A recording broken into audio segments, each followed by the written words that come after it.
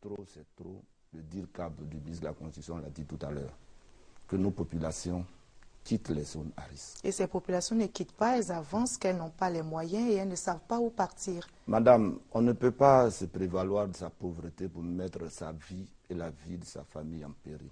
Elles disent qu'elles ne savent pas où partir. Elles ont plus ou moins un village, un parent chez qui aller. Les sites de relocalisation ainsi dans toutes les communes ont été identifiés. Les mairies ont la liste de ces localités.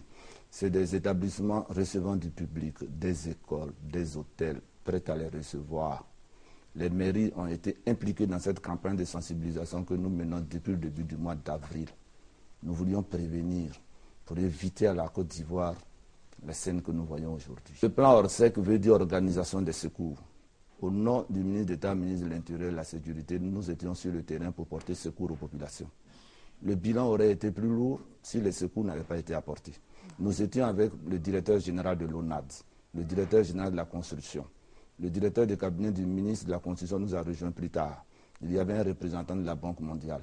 Certaines personnes ont été évacuées de leurs habitations grâce au secours du groupement des sapeurs-pompiers militaires. Elles étaient perchées sur les toits de leur maison pour éviter d'être emportées par les eaux. Les secours continueront d'être toujours apportés aux populations. C'est le sens du plan Orsec.